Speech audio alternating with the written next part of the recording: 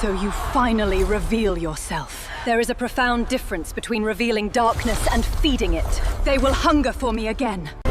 For centuries, you have dwelled behind facades. Tonight, on the final, fateful night of Paris Fashion Week, an unnatural hush descended upon the city, a veil woven from the recent rain.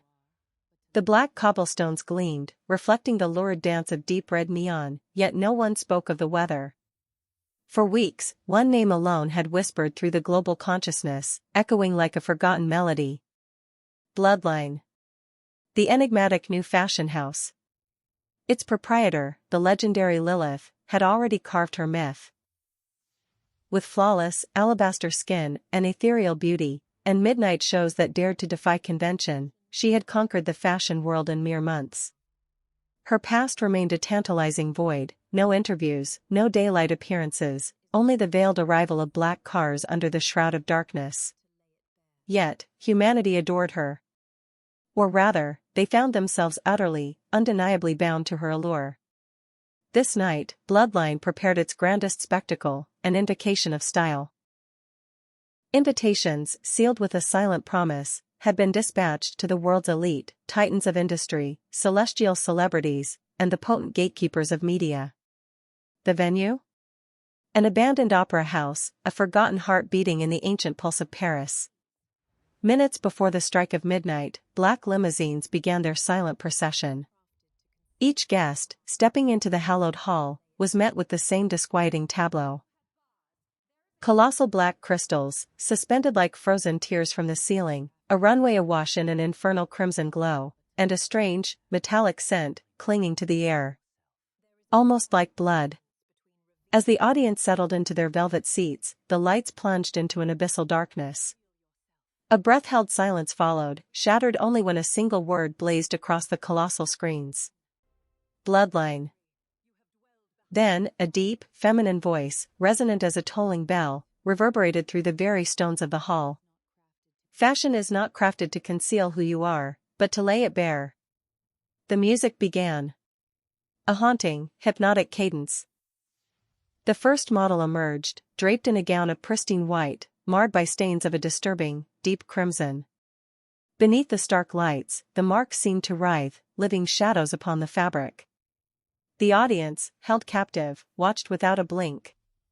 Then came the second, a specter of allure. Then the third, an embodiment of forgotten fears. Each ensemble, a whispered secret, a manifest emotion, rage, dread, covetousness, obsession. As the macabre parade continued, the very air within the opera house began to thicken, to shift. Voices hushed. Expressions calcified. And, one by one, eyes began to glint with a faint, crimson light. For Bloodline's garments were not born of earthly looms. For eons, Lilith had imbued her creations with forbidden rituals, weaving whispers of dark, supernatural essence into their very fibers. These dresses, these vestments of revelation, stirred the hidden darkness within the hearts of those who merely gazed upon them. Tonight, any who wore a mask would find their true face laid bare. Suddenly, the music died. The hall swallowed all light, plunging into profound darkness. Then, a single, scarlet spotlight pierced the gloom, illuminating the far end of the runway. From the encroaching shadows, Lilith materialized.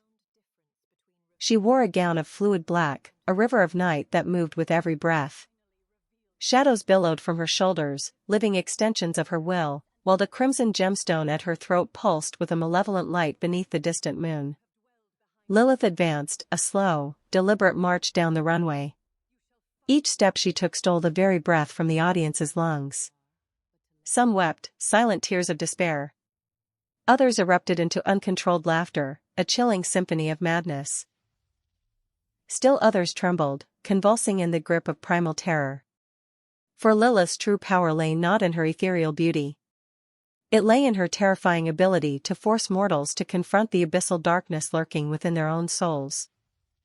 Reaching the very heart of the runway, she paused, her gaze sweeping across the petrified throng. For centuries, she intoned, her voice calm, yet charged with ancient power, you have dwelled behind facades. Tonight, you shall finally gaze upon your true selves. In that instant, the black crystals hanging above the audience detonated with a blinding flash of red light. Faces throughout the hall began a grotesque transformation. The avaricious twisted into monstrous visages. The arrogant appeared hollowed, skeletal. No one could hide. Not anymore. An instant tide of panic surged. The crowd surged towards the exits, but with a thunderous clang, the great doors slammed shut, sealing their fate. Lilith smiled, a predatory curve of her lips. "You cannot flee," she whispered, her voice a silken promise of torment. For humans fear themselves far more than any external demon.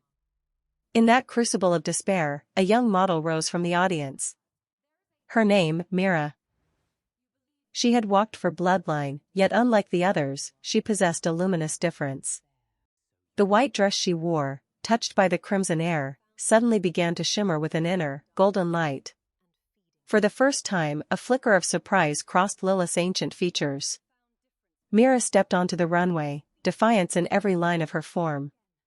With each measured step, the oppressive red energy within the hall began to recede, yielding to an unseen force.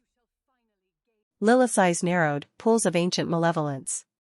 "So, you finally reveal yourself," she hissed, a venomous challenge. Mira met her gaze, composure an unshakable shield. "There is a profound difference," she replied, her voice clear and resonant, "between revealing darkness and feeding it." Suddenly, the very lights exploded across the runway, a celestial clash. Red and golden energies collided with cataclysmic violence throughout the opera house. Lilith's obsidian shadows clawed towards the ceiling, while Mira's radiant light pushed them back, a tide against the encroaching night. The fashion show had become a war of souls. The vampire models, silent and still as statues, watched the epic struggle unfold. The black crystals began to fracture, tiny fissures racing across their dark surfaces. Lilith raised a furious hand, unleashing waves of living darkness, a tempest aimed at Mira. But Mira's light, expanding, spread across the entire runway, a benevolent force slowly breaking the ancient curse that bound the audience. The haunting music had ceased. Only the ragged gasp of breath remained in the silenced hall.